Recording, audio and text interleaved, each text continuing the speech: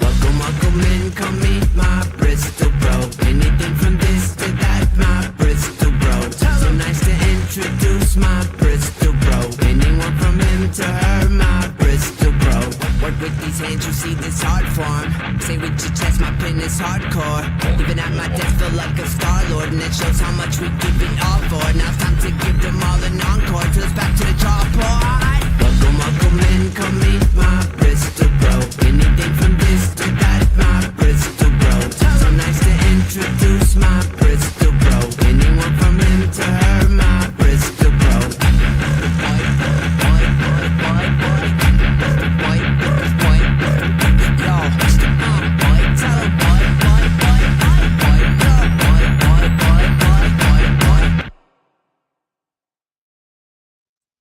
I hate to say it, but Connor was rocking out backstage.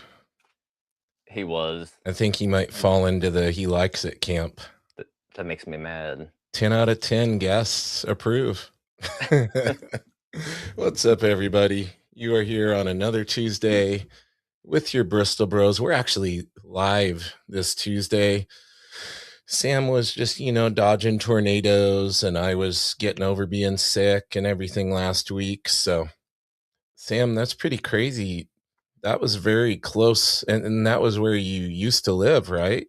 That is correct. Yeah, it's like not even 5 miles down the street. Dude. And you said you guys were kind of hunkered down in the basement and hearing all the crazy noises and stuff? Yeah, dude, it was an F3 tornado. Woo! Yeah. That's a big one.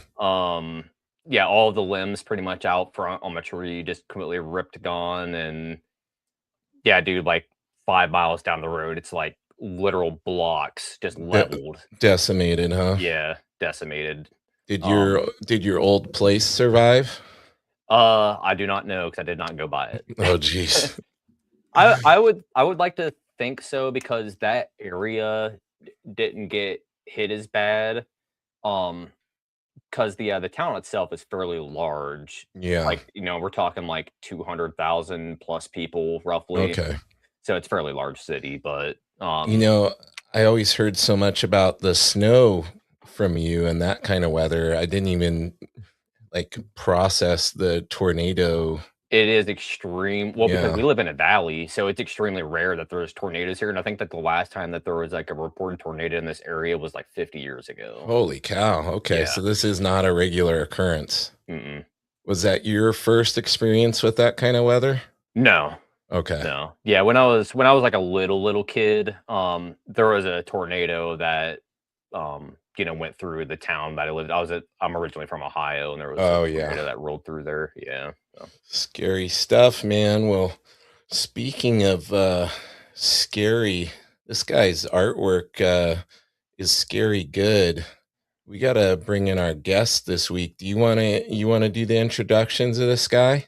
Why do I have to do it? Well, you don't. I mean, I've had him on the podcast before, so I'm all too familiar. And I've got some goodies laying around here from him on the spinner rack that he sent me a little care package. Yeah. Yeah. I mean, we have Connor Herbison on the show tonight. Good friend of mine, if not the very best friend of mine. I love Connor very much. Yeah. Maybe it should be Connor Bros. Yeah, maybe. I don't know. Fuck. Let's bring him on. Let's bring him on. You guys were already talking 2 hours prior to me getting here, so let's bring the guy on. What's up, Connor? Not much, dude. How you guys doing? Good, buddy. Good to have you. Thanks for having me. You in the art dungeon? The Fungeon. Yeah, absolutely. I tried to light it so it's a little less oppressive this time. Because last time I tried the green screen, it just looked like I was being held hostage. Oh, yeah, that's right. That's right. We were ready to bail you out. I know. Nora made fun of me for that one. That was good. Well, I got to start first by thanking you for that awesome care package, man. I got some of the goodies. Dude. I put that there. I got a couple things on the spinner rack back here. Yeah. No, of course. Happy to send them. I was really digging it. Like those art books, crazy stuff. Thank you. That's exciting because I've assembling those has been fun because I have had all this work to do, and I finally just started assembling them in the last few years, and people have really liked it. Seeing the progression of your work is pretty nuts. Yeah, I get that a lot of cons. People are very curious why I change, and I don't have the answer. Yeah, there's a multitude of different styles. Like you can't really peg you to one thing, which is really neat. Yeah, for better or worse. I struggle with the idea of consistency, but then I can't seem to do it. You're elusive. Yeah. I don't know. Like I look at Jim Rugg, and it's like that dude is also like an ATV cartoonist, where it's like literally any style and every style that dude can draw. It doesn't matter what it is. You know what I mean? It just happens to be one of those guys. Yeah, that's true. I like to let the project decide. Like, is it moody? Is it not moody? Is it cartoony? Like with Darby, I tried to do my biggest cartooning. Yeah, that was the biggest like transition in your style. Was like, it's like, look, this guy can do this as well. It's because you do a lot of the heavily rendered stuff, which I really dig. Thank you. Yeah. I love. Obviously Mobius. I'm a huge fan of all those guys. And then I think all of us, as we learn to draw, we hide behind detail. Yeah. But yeah, it's been fun. I've honestly been trying to work on like simplifying a little bit. We got a lot of activity in the chat tonight, man. Mm-hmm. Some of these are Sam's folks. Some of these I don't even know. It's gonna get interesting. Connor, you draw an interesting crowd. That's all I'll say. Hey, that's interesting. Yeah, I draw a crowd. It's Sam. It's Sam, actually. No, we know. I was just joking with somebody about like Sam's funeral is going to be like Big Fish, where it's just going to be millions of people. B. Paul says Mobius was mentioned. I have been summoned. Hell yeah! I'll mention him a few more times. Sergio, yeah, got a few. We got Brandon Paul working. Don't worry.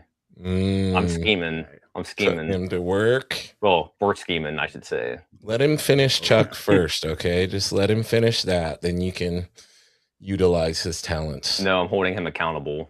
Dang it. We all kind of need a little bit of that accountability, but yeah, you got to let him finish the project. Hey, it's true though, because I'm working on an anthology that I'm going to do with the Uncanny Artman, and Sam's like, dude, you got to set a date, man. If you don't set a deadline for the entries, like artists will take as long as you give them, It's wrangling cats. It really is. Yeah. We had to set a date, and now everybody's locked in. So that's good. Oh yeah. It's the Parkinson's law thing, right? Where it's like, no matter how much time you're given, you'll fill it. Yeah. Yeah. And if you're a comic collector, an art collector, given whatever size space you have, you will fill it no matter how much. Absolutely. I know I need more bookshelves too.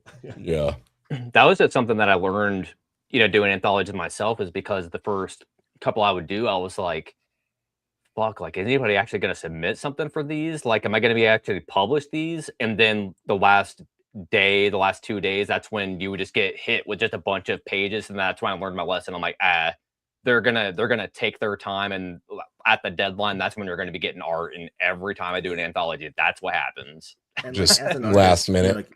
The ethos, right, is like, I want to work on it until the very last minute to know I did everything I could, and then you don't realize how much you're stressing everyone else out. I do a charity art auction skateboard thing. Oh, what the hell? Oh, you got that turned on. There you go.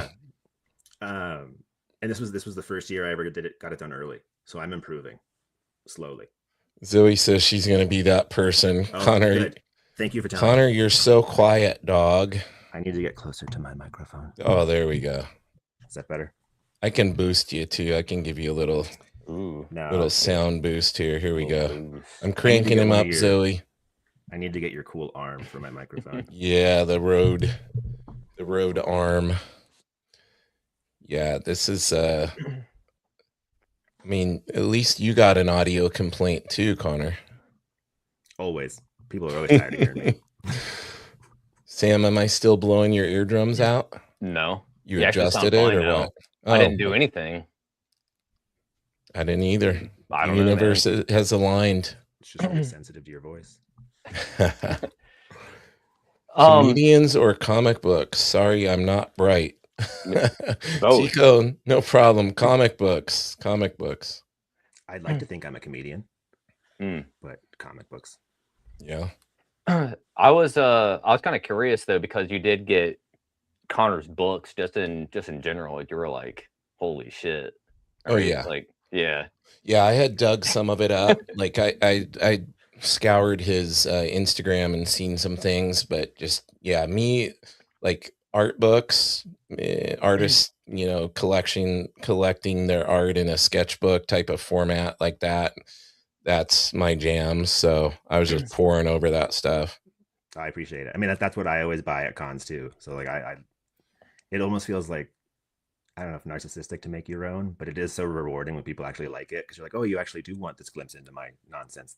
Awesome. Right. Yeah. Not even 2 days ago, I walked out in the living room and Allison was reading one of your books. I don't remember which one it was, but she was like this reading it. And I walked out there and she's like looked up at me. She's like, I was like, I know, I've seen it. Like, yeah. So yeah, so it's like even she's looking at it, you know what I'm saying? So hell yeah. No, I got a great review. Dan Goldman, who we both know, told me that he gave Darby to a 17-year-old he knows, and it was a 17-year-old dude, and he sat down and read it cover to cover. And I was like, I think that's awesome. I don't need an Eisner. I'm pretty sure that beats an Eisner. A 17-year-old's attention. Wow.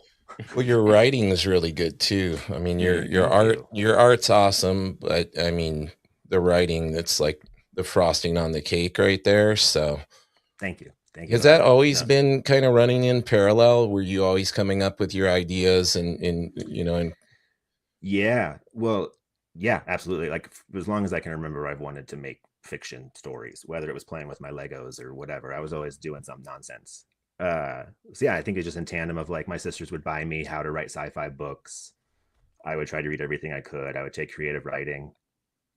Yeah, I just kind of wanted to tell stories. I was always that kid who was lost in his imagination. So I think that just kind of I found comics, the language of comics, and then always drawing, but never to the level I could like actually make good comics until, beating it to death and finally learning how to draw. Yeah. But yeah, that old process. Turns out you just never stop. Mm-hmm. Oh, you froze there for a second. He's back. Who did? You went to the next dimension. No, James did. Oh, I do that sometimes. Impressive. I mean, I'm hardwired here. I'm a hardwired Ethernet. Oh, I'm in a basement. It could be me. Oh, Jim was the last one. That makes sense. Yeah. Yeah. I couldn't see who was after that. Everybody. But back to like, I will say, writing my own stories. It took. Sorry, words are hard. Hank Kanada's on there. I've been really insecure about it for a long time. So it's hard to get like validation in your own ideas.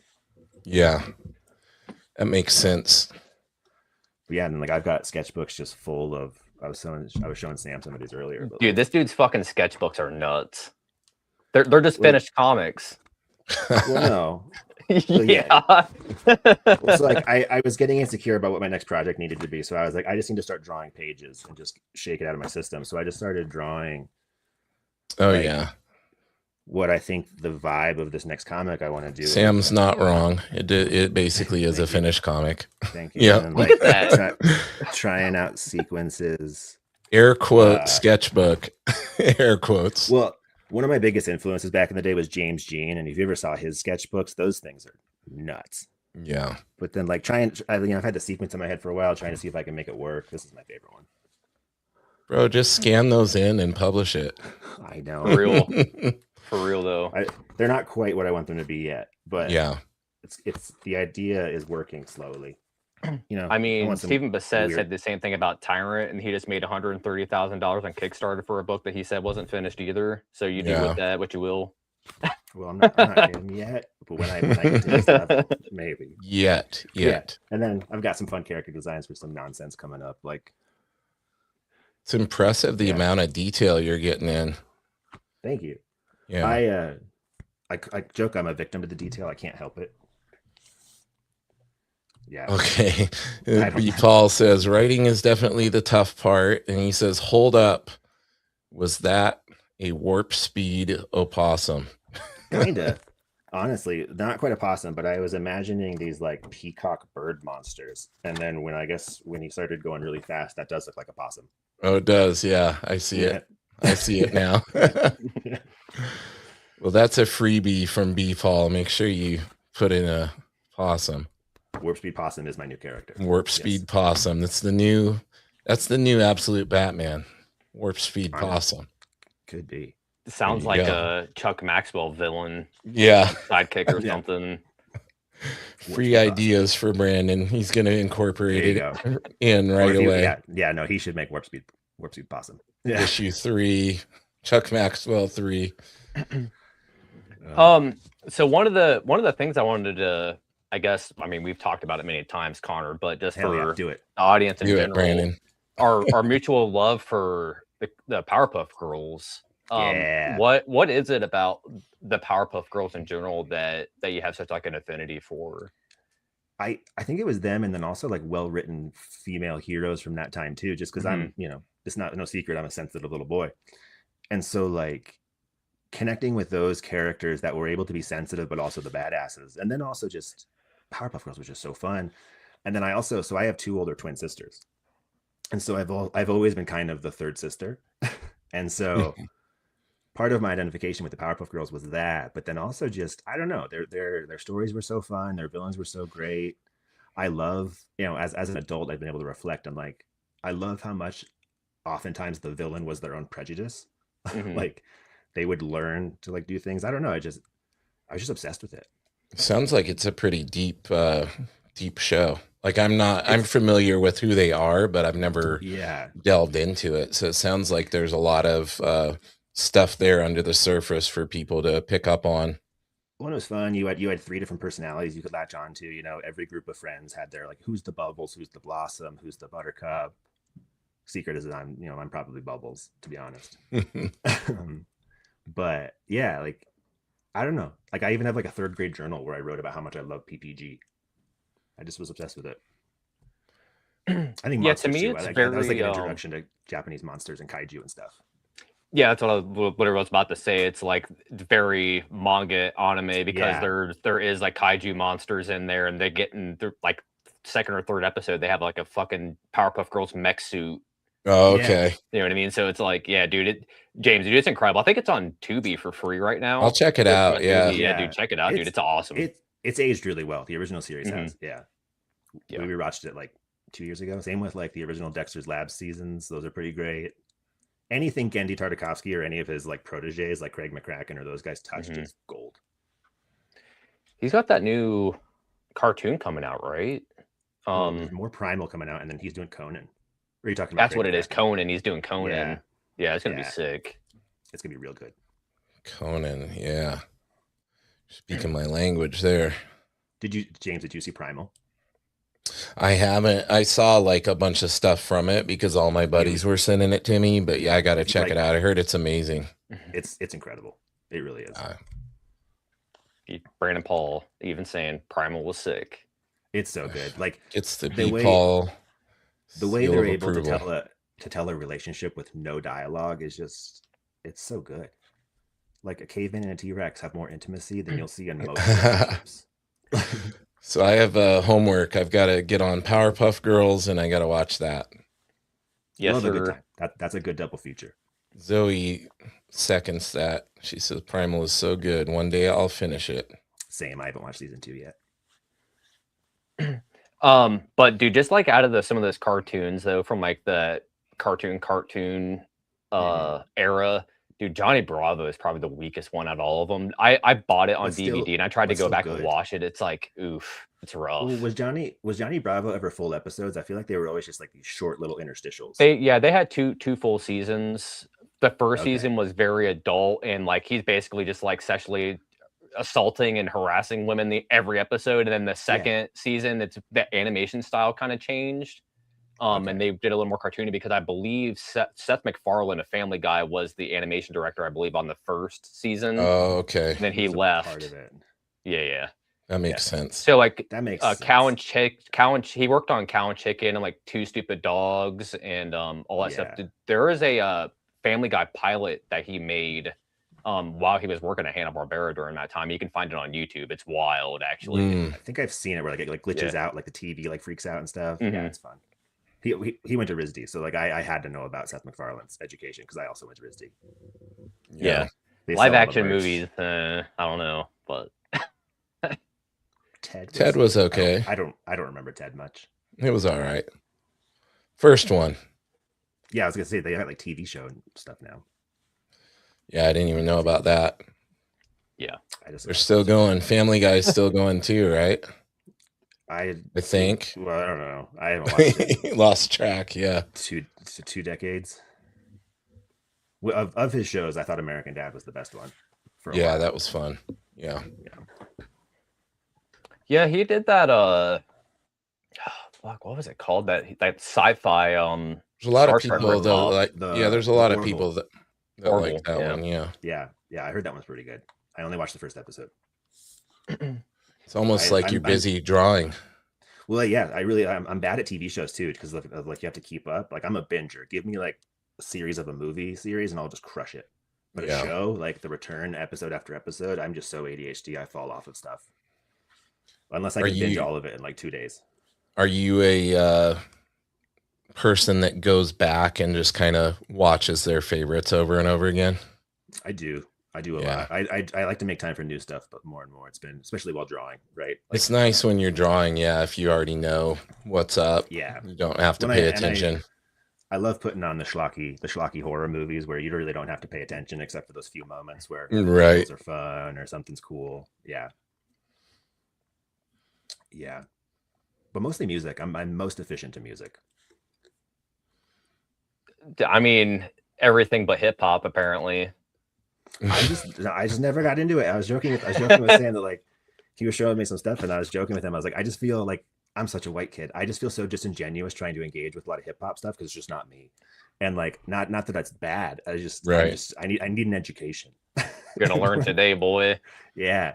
I listen to I listen to everything from like disco to power metal. I need something with a beat, like a 4 to the floor dancey beat, because that's how my brain works apparently. B. Paul gives the Orville the Brandon Paul stamp of approval. He says, since you love Mobius, I'm guessing you also liked Scavenger's Reign. I loved Scavenger's Reign. The amount of people that now come up to my art and go like, oh my God, Scavenger's Reign. And I just have to go, yes. European science fi. But yes, no, he's absolutely right.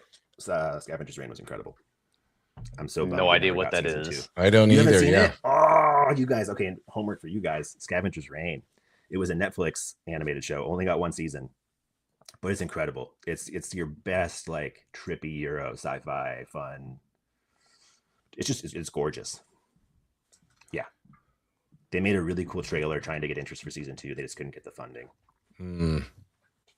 Got more shows to catch up on than I've got time for now. This is a problem. Oh, careful. Intruders are there. My dog's this big. Dog's taking care of it. Oh, yeah, he's got it. No, that's how I feel about, I mean, I'm a gamer too, and that's how I feel about all games. I'm like, there's way too many games now. I'm never catching up to any of these. I have so many unfinished games that I've started. It's ridiculous. Same. I buy them on sale, and then I'm like, wait, that's not the problem. I didn't have the time. That's the problem. Yeah, it wasn't that they cost. Yeah, exactly. Every time Steam does a sale, it's like tempting, and then you're like, oh yeah, I don't have time to play these. Yeah, exactly. Yeah. What's your go-to genre as far as games? Are you a third-person, open world, FPS? What do you? I love me a good survival horror game, or Resident Evil and Alan Wake, and then I love me a good just like waste the hours open world survival. I'm playing Crimson Desert right now, and that's just. I picked up Crimson Desert. Yeah, it's fun. I'll probably never finish it. Same. But it's just fun to wander around. Honestly, got it just because I found out you could take a cat as a pet. So. And they help you pick up stuff. I grabbed it. Yeah. My cat. Yeah. That's the selling point. Like, they want you to put your entire life into it. And I'm like, I'm sorry, guys. I'm not going to do it. Yeah. But Connor and I have been mobbing on Toxic Commando, that John Carpenter game recently. Oh, really? Yeah. It's a lot of fun, actually. Yeah. You guys were on Helldivers. Mm-hmm. Yeah. A little while ago, too. Yeah. Yeah. Yeah, but we want to try that. The Toxic Commando one's fun. It basically plays like Call of Duty Zombies, but better. Yeah. So when you guys playing games together, I mean, you just don't sleep. You just drawing the rest of the time and playing games together? Well, we play games at weird times of the day though. We'll take like a 2 p.m. break, play a game for an hour, go back to work. There you Yeah. go. Yeah. There you go. The life of a full-time artist. Yeah. Dude, you know how it is, James. I'll randomly message you at 2 a.m. be like, here's a page I'm working on. Yep. That was just the other day. I always joke that being a full-time artist is like being like the busiest unemployed person in the world. Right. That's what it feels like a lot. Ain't that the fucking truth, man? Jeez. I know.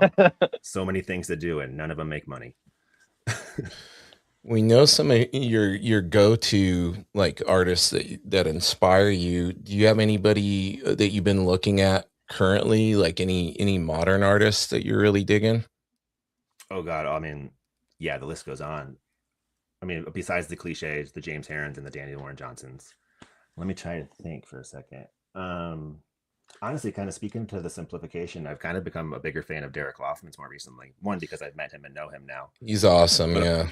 But also, like, I struggle with simplicity. Like, it sounds weird, but I really struggle to keep things simple. And he's been a really big inspiration with that. So I'm gonna butcher his name.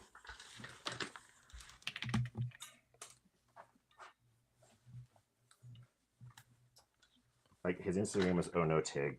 I'm just gonna show you his comic, but this guy, incredible. Artyom Tarkov. I'm so sorry. I'm so butchering your name. It's all good. Yeah, Artyom Trekhanov.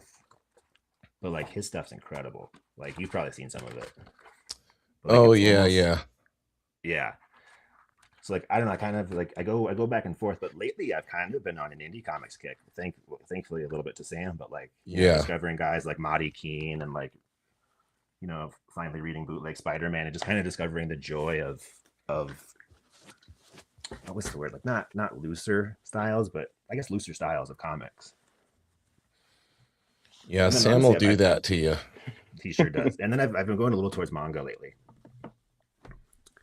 trying to get some of that energy. There's no shortage of inspiration out there, man. It comes in all forms. You can find it in games. You can find it in music. Find no shortage of artists to look at these days. It's like it's overwhelming, honestly. It is. Like I get so in my head about, oh my God, you can draw like that. Oh my God, you can draw like that. Oh my God, you can draw like that. Hence your style changing up on every project. Well, I just always have to try stuff. Like I always joke that like, finding your style is kind of like Kirby, where you just eat everybody and then you poop them out, and like some stuff sticks, some stuff doesn't. And so I feel like I always had to try stuff, or like, Zoe and I would discover a new artist, and then we worked at an art supply store. And so I would be like, well, I can try scratch boards. So let me just go buy one. I discovered Nicholas Delort, and I was like, let me try scratch board pieces. And then you discover somebody else. Yeah. But so that was always fun. Like, I think the duality of being in an art supply store all day, and then like discovering a new style and just being able to try it immediately. Art supply store all day. That's dangerous. It was. I don't think I made any money for the first 8 months I worked there. Yeah.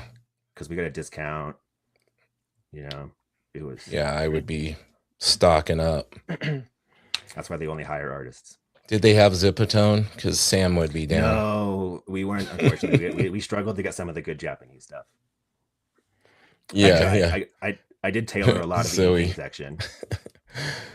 150% on the new material. Yep. Yep. No, I have that problem too. Like anytime I get a new project, I have to try something I've never tried before.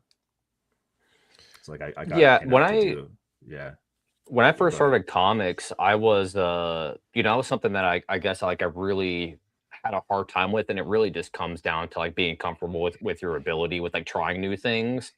And eventually the more comics you make, more art you make, the more comfortable you're going to get with your ability, and the more things you're just going to add to your repertoire as you go on, and you'll continuously just add cool things. And at the end of the day, it's like, even if you are starting out and you have a very limited tool set, it's like, don't be scared to try things, because at the end of the day, it's just paper. Yeah. Well, it's like I agree with that completely, because like what I would do in my sketchbooks is what I would kill drawings, or I would take them to their breaking point. just layering. And like, so my sketchbook was a place where drawings would go to die, because I would just see what they could take and push them way past their limit, and then sometimes just paint right over it. And then that was just such a great education, because like, as much as it was like I had no finished pieces or nothing I could really show from any of that process, I learned so much. You know, just doing a Ghost Rider and then being like, what happens if I put gloss medium over him? What happens if I paint that in gouache? What happens now if I cover that gouache with this medium? You know, and just created these abominations. But now I can take those skills everywhere else. It's been really interesting to see how it's working for me now.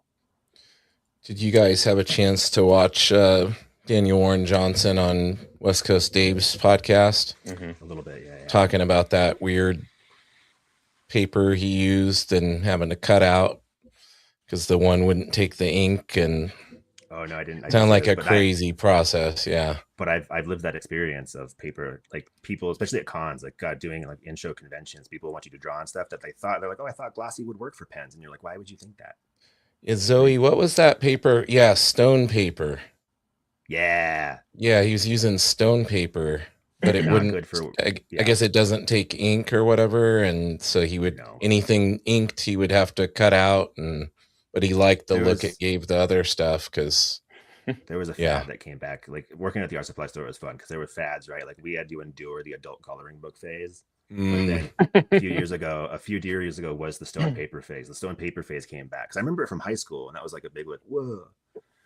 But then some watercolor lady on YouTube, I think, brought it back hard, because there was also Yupo. Did you ever hear about Yupo paper? No. It was a polypropylene like paper, so it was made out of plastic, but it was full of water media. But the idea is like it would just sit on the surface, and you could like push it around and stuff, and then let it set. And I tried it a few times, and I hated it, but some people liked it. So he says stone paper is not a great paper for a lot, but it seems like it works in the same capacity that Mylar does. Yeah. Interesting. Precision drawing, not so great for wet media.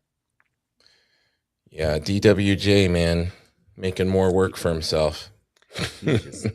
But I appreciate the spirit, right? Like that's what they always say about DWJ. He's like the mainstream guy with the indie spirit. Like he's just trying shit, and I love it. Yeah, and he's been working on that for like 6 years. That's insane. Well, because I remember watching one of his Fridays, and he's been working on it since his very first. It gives it character. Keep doing it. No, he's been working on it since the very first live stream he did on YouTube, I guess. That's nuts. That's what he was saying. Yeah. And how he let the name slip not too long ago, and everybody kept it secret, like everybody watching.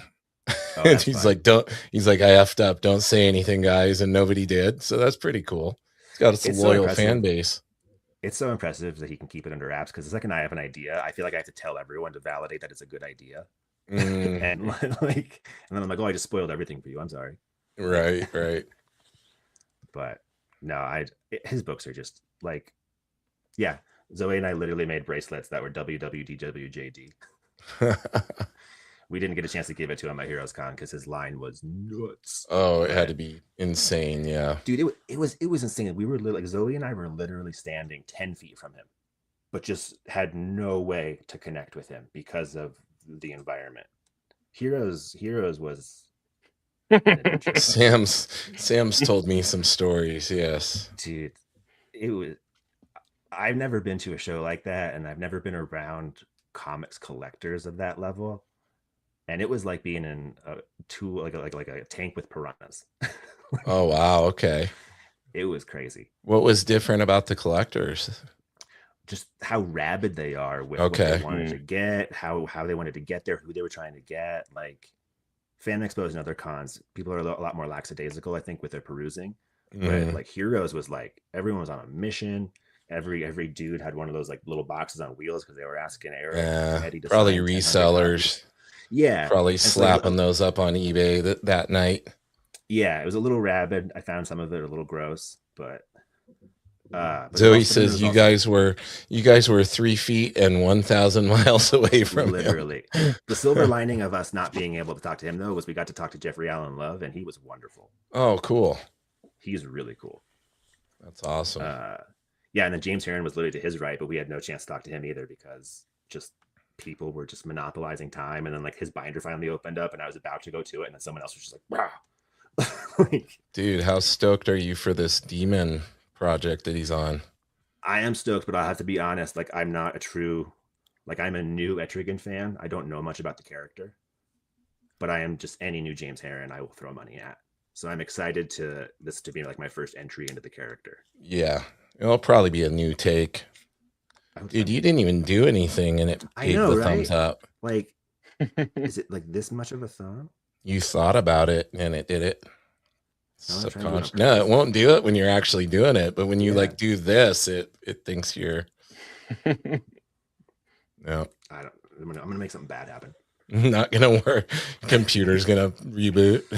Yeah, something bad's gonna happen. One of the funnier things though at Heroes Con, I always make jokes like, oh, Klaus, can you sign my Batman comics? Like that kind of shit, right? Of course, I have my fucking Punisher comics. I have Klaus signed. You know what I mean? Yeah. But I'm just making jokes. But anyways, we're fucking standing in line waiting for Klaus, and this dude probably had like 20 Dark Knight Returns fucking. Yep. He the nerdiest neckbeard looking fucking guy, right? And he's like, Klaus, can you sign my Batman comics? So I'm like, this is literally the guy stereotypical. 30 seconds ago. It's so hard because as much as I want to make fun of that guy, this industry relies on that guy, and it's so hard, right? Because I'm sitting here being like, the collector's market makes me feel so gross. None of those dudes are buying our fucking comics. But then I'd be so grateful for them to buy my stuff. Yeah, exactly. Like, right. Like I'm like, oh man, Scotty Young's piece sold for $15,000. Well, good for him. like I want that. Yeah. But, yeah, West Coast Dave got that DWJ piece recently for, dude. I mean, $5,000 I think is kind of a steal for that. It's a big ass drawing for sure. Yeah, it's very big. And that cool Samurai Wolverine he does. Yeah. Yep. But no, Heroes was great. I got to meet so many of my heroes, and like literally heroes. Like the cover of Darby is a parody of a Joe Jusko painting, and I got to give him a copy and tell him, and that was super fun. Oh, that's awesome. Yeah, like I literally signed it. I'm sorry, Jusko. That was really fun. Tommy Lee Edwards was awesome. He's one of my favorites. I love all the mixed media guys, if that's not obvious. Like makes sense. Sienkiewicz, Tommy Lee Edwards, Vanessa Del Rey, all these people that do the cool mixed media stuff. Yeah, there's something about it. Projects at Heroes Con were born and falling apart and born again. Well, and you got to trust Sam to take a silly little idea and actually materialize it. If Sam says he's gonna do something, he's gonna do it. That's the thing. Yep. Yeah. So we've got come hell or high water. Yeah, which I respect the hell out of. Yeah. So like we've got a little anthology in the works. We've got some fun little pizza. Oh, let me give you the full screen. Ooh, giving them a scoop here. Oh, this is exclusive. A little sneaky peek. We won't say who it is, but that's a little sneaky peek. Nice. Risen from the wood of fire oven ashes. Yes, absolutely. Yeah, folks. I mean, at this point, it's like we are working on a comic, obviously, and early next year we're going to be launching a Kickstarter campaign. It's going to be fucking nuts. Like you don't even know what we're doing. It's so fun. Yeah, we're cooking. We're cooking. You're gonna wonder why we did it. It's gonna be great. This is the pizza posse, right? I mean, you're cooking up something. What sprung out of a late night pizza trip? Wasn't even turning into afternoon, daytime. Just a fun. Yeah, it's like evening. It's like it's a beautiful gathering. I will say, King of Fire Pizza in Charlotte, North Carolina, best gluten-free, dairy-free pizza I've ever had. Oh, there you go. Come on, thumbs up. Nope. Not gonna work. But yeah, we'll obviously once we get a little further along into the year, we're going to be promoting it more and more. We're in the process of getting that Kickstarter rolled up, so everybody out there knows how I roll. It's like as soon as that Kickstarter's up and it's rolling, it's like everything's going to be done, and we have everything done. Yeah, we're all writing and drawing our own stuff. It's gonna be real fun. You have everything done ahead of time before launching the Kickstarter. That's a novel idea, guys. I know. I did my first one, and it wasn't 4 years of my life. Right. God. I do everything. So he says you wanted the thumbs up too much. I did. It's not going to give it to you, and it's playing hard to get. It really is. I'm bad at technology, and technology hates me. What else do you got going on, Connor? You're part of like multiple different things these days. I feel like you have your own projects. What else do you got cooking that you're willing to talk about with us? Oh, thing cooking with Sam. I do weird, odd gigs here and there. Weirdly enough, I've done a drawing for a golf country club. That's been pretty fun. Oh, interesting. Kind of. It's been weird to me watching Daniel Warren Johnson's descent into golf, because I grew up being forced into golf, and like I kind of have resistance to it now. But I'm almost. But watching him, but yes, like just odd freelancing, trying to figure it out like the rest of us. Like every day. You did that thing for the fire department, right? No, that was for the golf course. That was for the golf course. So yeah, dude, it's a sick drawing. They had a country club. So their country club burned down in the 60s, and they had this really cool black and white photo, and so I basically recreated it. Oh wow, that's awesome, man. Actually, let me take it out of the plastic. It says watercolor, ink, watercolor, and colored pencil. That's impressive, man. Because that looks like a photograph. Right, everyone thinks it's the photo. So like we're literally doing a meeting with the people on Thursday, so I can show them that it's not a photo. Yeah. Because I didn't do a very good job of taking many process photos, but I have a few, enough to prove it's a drawing. But I mean, if you get close, you can see the that's impressive, man.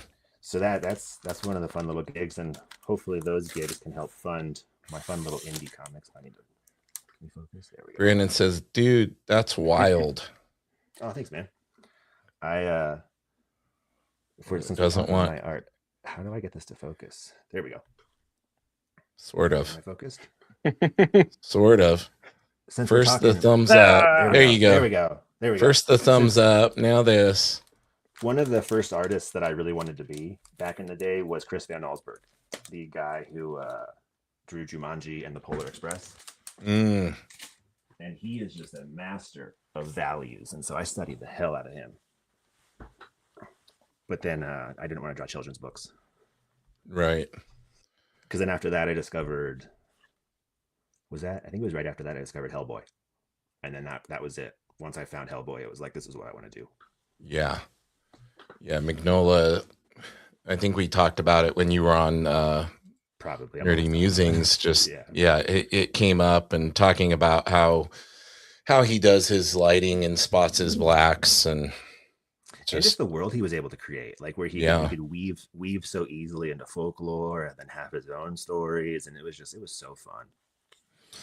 Yeah, my buddy Bonga Bad, he just did that Sofubi exclusive Sofubi soft vinyl figure of Hellboy, and they did like a limited release of like 200 of them at SDCC, and he was bummed because it reminds me what we were talking about with the people getting a million things signed. They did like exclusive like blind bag ones, and so people got ultra rare ones, and then he was like seeing them pop up on eBay like that night. He's like, this is breaking my heart. I did this as a passion project for true fans and this and that. And I'm like, sorry, bro. I think it just comes with the territory. Yeah, it's so hard. Like I was even just talking, Zoe and I were just talking about this not that long ago, because we were talking about making certificates of authenticity for our art.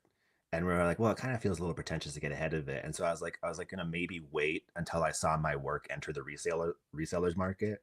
Right. But I guess I'll just get ahead of it. I don't know. I don't know. Like I even just saw Tony Moore posting about how like his Walking Dead #6 cover just went for like 600,000 at auction, and how it's cool and validating, but like they don't see any of that. Yeah. What do you think about artists? Because I know some artists charge to sign certain books. Like they'll do free signatures for everything but select books that they know are popular for resale. Yeah. Which I think maybe mitigates it a tiny bit, but depending on how much the person thinks they can flip it for, they might just bite the bullet and still spend whatever to get it signed.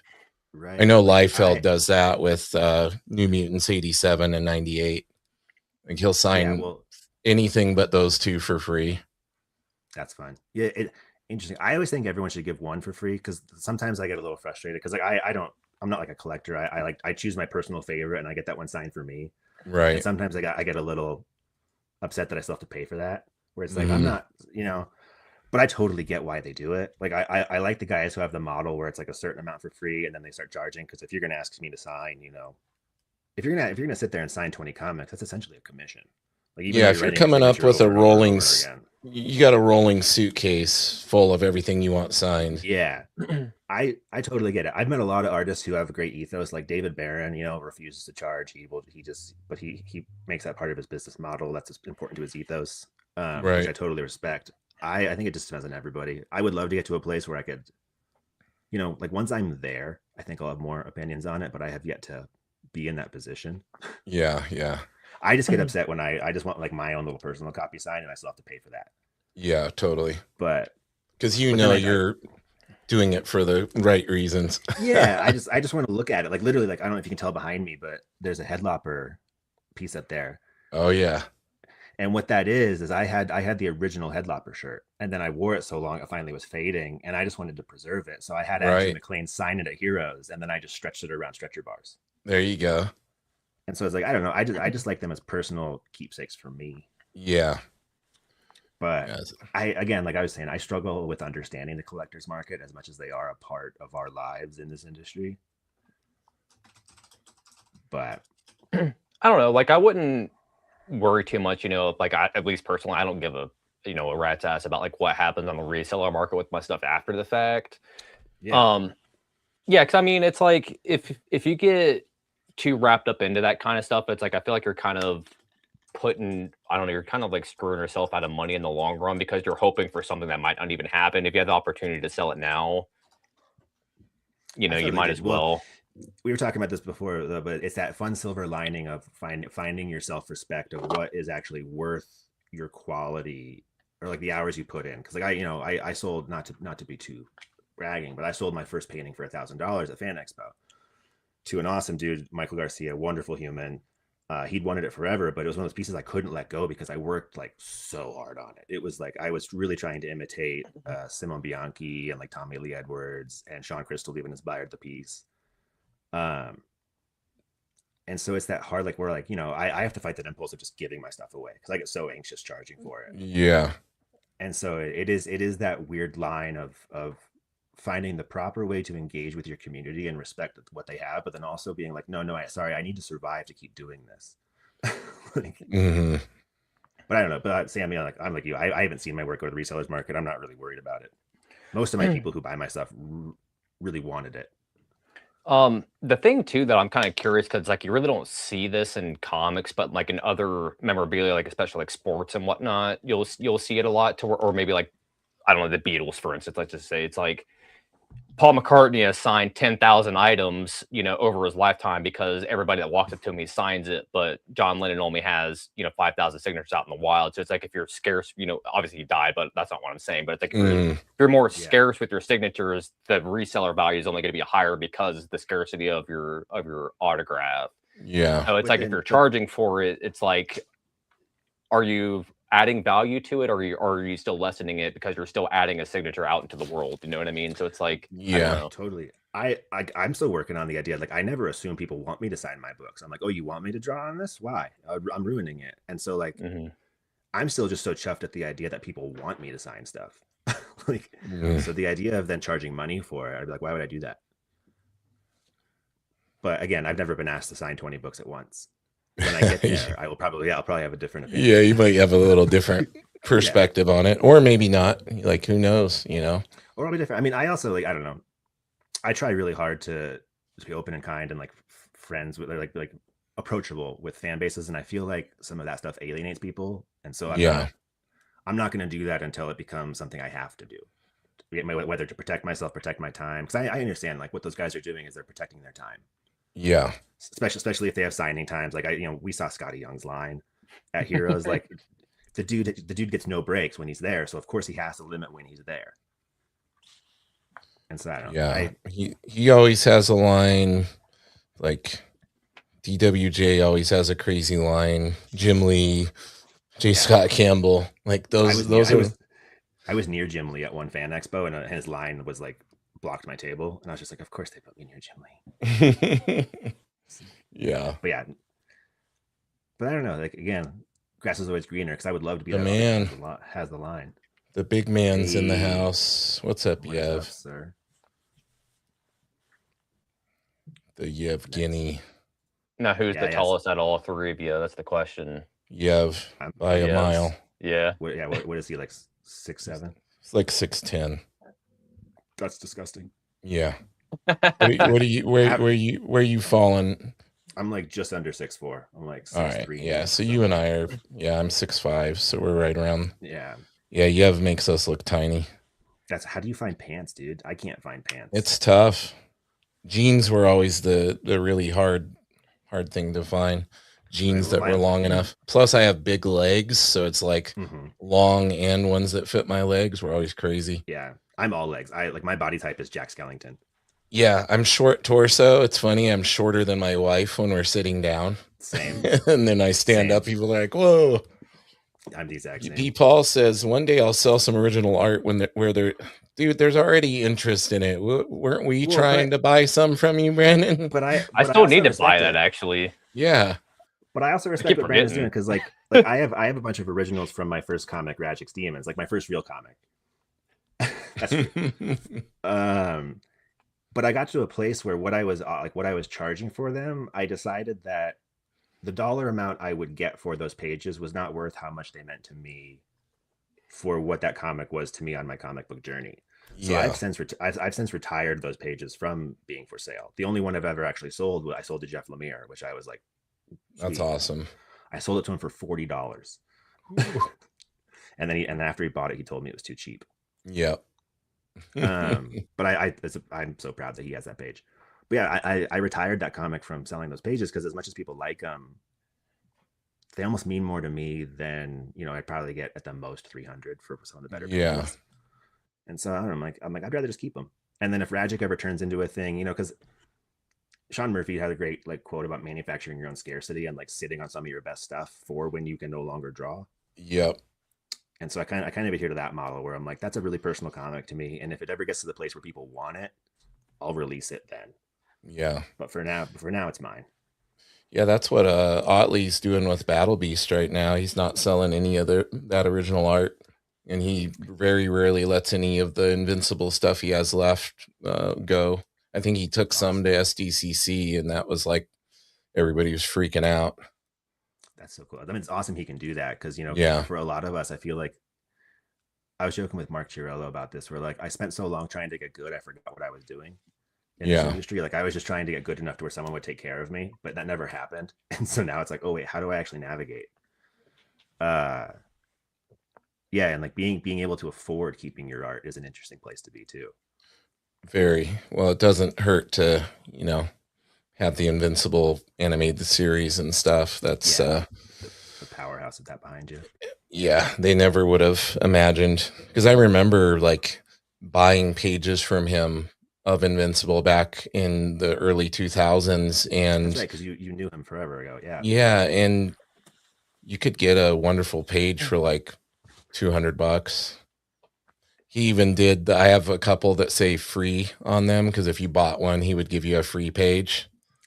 It's I know, nuts. They always joke about those days that Daniel Warren Johnson's commissions were $150. Yeah. Or you hear about Todd or Jim Lee selling X-Men and Spider-Man pages for $50, $100. Yeah. It's crazy. But we have to eat. Yeah, exactly. I mean, if anybody's going to be complaining about not having money, it's those guys. I sold my page for $50 back. It's shut up, Todd. Dude, you're literally rolling in money. You're doing okay now. Yeah, he literally bought his own movie back. Hey, Vic. Vic says he's going to have to rewatch later. No problem, buddy. Oh, no. It's been a fun one. I talk a lot of nonsense. Yeah, we were already, we got about 5 minutes left here. Mm-hmm. Yeah. Nice. Well, I mean, you guys have already talked for 2 hours, so we can talk for 2 hours more. Now you're 3 hours in. Business. Business is good. But I I don't know. Heroes was kind of a big like last hurrah, like not last hurrah, but like I kind of burned myself out in comics, and then getting into Heroes, I was like, "Whoa, my god, I got into Heroes!" And then going, it's kind of reinvigorated the spark of comics, because you know how it goes. You burn yourself out so hard drawing these things, and then you get excited again, and then you do the exact same cycle over and over again. Sam, have you burnt yourself out yet? I'm waiting for that to happen. I don't think it's gonna happen with him. I don't. Yeah, that's what Connor tells me. He's too, a different. like... He's a different breed. No, he is. Yeah. I'm really good at throwing myself against the brick wall and being like, "Why did I do that?" Mm-hmm. But no, just being at Heroes was so cool. Like I've never felt not to. Oh no, I can talk shit about Fan Expo here. Fan Expos are just they don't leave you with an overwhelming feeling of being a part of a community. Yeah, I've heard that.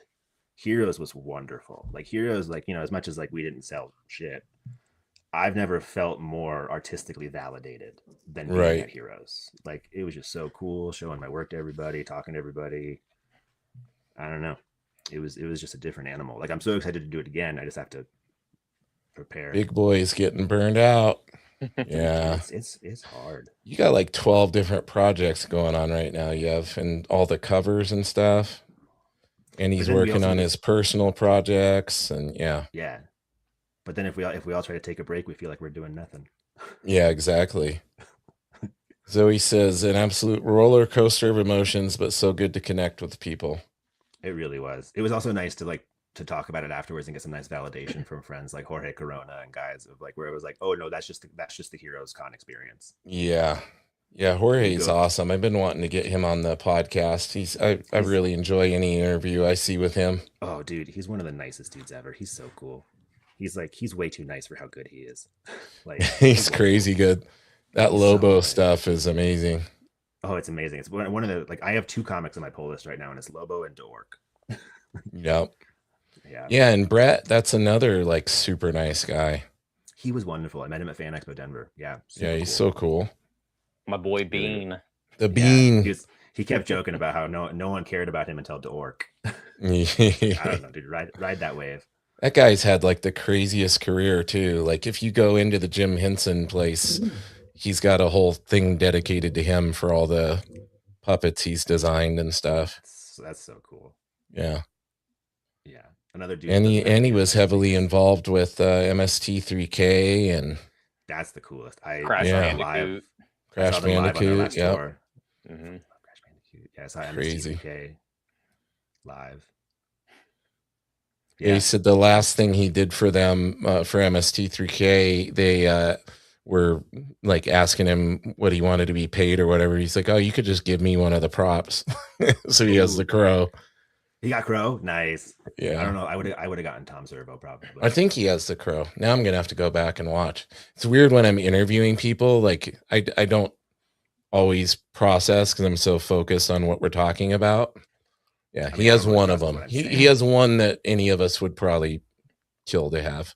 Did you see him post on Instagram? He was at, maybe it was Comic-Con, and he went by a trading card booth and he did art for this trading card booth, like for this trading card company, probably like 15 years ago.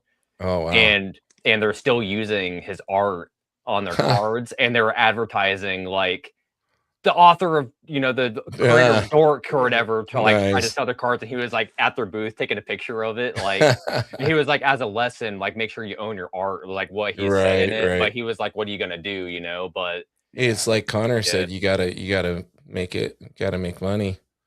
So you gotta make money, but you also gotta trust what your value could be. It's so hard. It's such a weird animal to like be so insecure, but then have to put on like the narcissist hat of like, no, I deserve this. Yeah. Oh, you got to go back to teaching. That's right. Summer's almost over. Ooh, yeah, school starting. Back to the fine arts instruction, man. Gotta start beating some kids. Yep. Inspiring the kids to draw. Yeah. Well, Connor, dude, this has been awesome, man. Oh yeah, thanks for having me, guys. It's always so much fun to hang out and chat. So much fun, and gonna have to get you back on the pod too. Whenever your next big project is, maybe we get you on to talk about the project with Sam as more stuff comes. Scheduled. You got that book? That's right. We're gonna do a multiple. Dude, you booked way in advance. This is awesome. Brother, you know how I roll. You're on top of it, Sam. Come on. I'm just trying to make a good comic now. Yeah. But Great yeah, no, stuff. anytime. Happy to be on. Love it. Well, Sam, you got anything before we finish up here? I know you got the books off to the printer and all that good stuff. I spent all day today signing comics. I signed 130 comics today. How much did you charge for? Yeah, exactly. Yeah, I should have. But no, the comics, I'm going to start boxing them up tomorrow, and then hopefully I'll have the fulfillment completely done before the end of the weekend. Awesome. I will be at IC3 at the end of the month in September. That's a big thing. Hopefully I'll have an ash can there for White Line 3 because I already have the Providence IC3. Yes, that's what I meant. Sorry. And then yeah, so then I will have hopefully I'll have an ash can there. It's gonna be like 10 or 15 pages because White Line 3 is gonna be 40 pages. And if you're on my Patreon, I had announced today that I'm gonna be pushing White Line 3 into the spring of next year because of the project that Connor and Zoe and I are working on. Right. But don't fret because this is how I roll. White Line 3 is already going to be done, and then Pizza Posse. So then it's like the book's already going to be done when the Kickstarter comes out. So to hold everybody over here to get half a comic here in the next couple of weeks. So I'm trying. And he's going to squeeze in an entry for my anthology somehow. Shooting myself. Yeah. He says I slap some paper. Yeah. He says I need to know the deadline now, James. I gotta plan for how I'm gonna. I was mad you only gave me 8 pages. I'm like, only 8? What are we doing?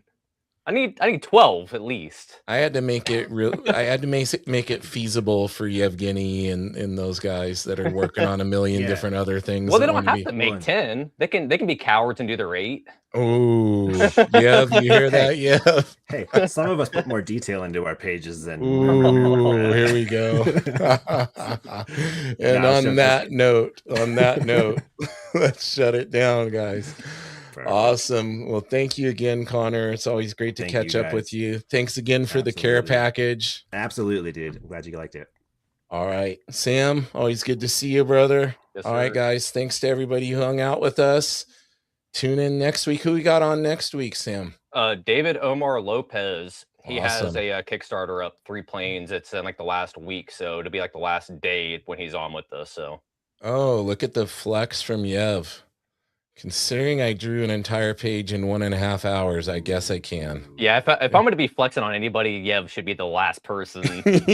True. I'm so slow. Bye, Zoe. All right, guys. Take care. Later.